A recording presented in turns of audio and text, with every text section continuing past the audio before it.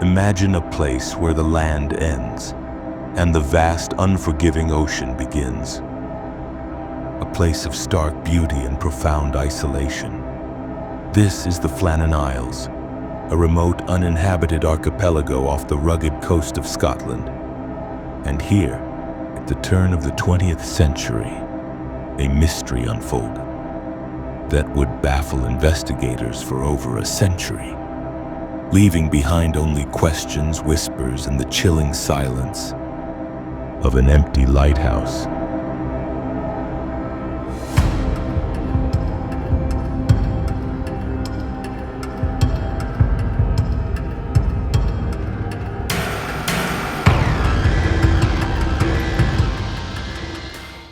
On December 15, 1900, the world was on the cusp of a new era, filled with the promise of progress.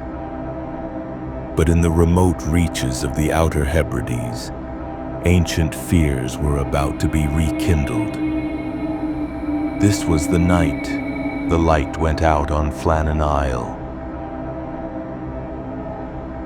The Flannan Isle Lighthouse, a beacon of safety for ships navigating treacherous waters, had only been operational for a year, built in 1899. Its purpose was clear: to guide, to warn, to protect. Manning this lonely outpost were three experienced keepers: Thomas Marshall, James Ducat, and Donald MacArthur. Their lives were a rhythm of routine, vigilance, and the constant roar of the sea. But on the night of December 15th, 1900, something was terribly wrong. The transatlantic steamer Archtor, passing near the Flannan Isles, noted a chilling anomaly in its log.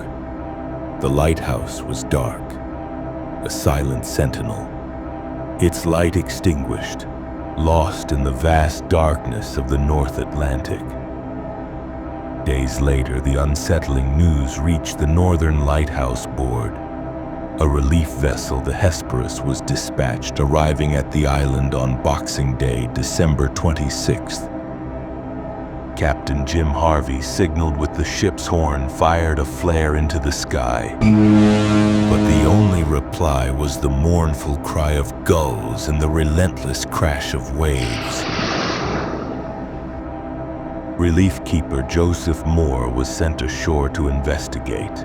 What he found would become the opening chapter of one of history's most enduring maritime mysteries.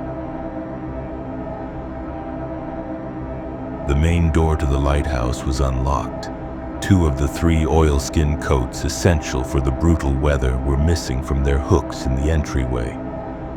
In the kitchen, a half-eaten meal sat on the table, an overturned chair suggesting someone had left in a hurry. And perhaps most chillingly, the clocks inside the lighthouse had stopped. It was as if time itself had ceased to exist within those stone walls. Moore's search of the lighthouse yielded no sign of the men. He returned to the Hesperus to report his findings. Captain Harvey, deeply disturbed, ordered an immediate, exhaustive search of the entire island. The search was ultimately fruitless for the men, but it revealed undeniable evidence of a colossal storm. A supply box near the western landing platform, over 100 feet above sea level, had been smashed to pieces, its contents strewn across the ground. Turf had been ripped from the top of the cliff. Iron railings were bent and deformed, and a railway track was torn from its concrete moorings. Even an enormous rock weighing more than a ton was missing. With no sign of the missing men, Captain Harvey sent a telegram to the mainland, a message that would echo through history. A dreadful accident has happened at Flannan's. The three keepers, Ducat, Marshall, and the Occasional, have disappeared from the island. On our arrival there this afternoon, no sign of life was to be seen on the island. The clocks were stopped, and other signs indicated that the accident must have happened about a week ago. Harvey concluded, "Poor fellows, they must have been blown over the cliffs or drowned trying to secure a crane or something like that." A simple, tragic explanation for an utterly baffling event. But was it the full story? In the absence of definitive answers, speculation flourished. The official investigation, led by Robert Muirhead, superintendent to the Northern Lighthouse Board, leaned towards Captain Harvey's initial assessment. The men were likely lost to the sea, perhaps swept away while attempting to secure equipment near the western landing during the ferocious storm. The sheer power of the weather, evidenced by the island's devastation, certainly made this a plausible if tragic explanation. But the human mind abhors a vacuum, especially when confronted with the unexplained.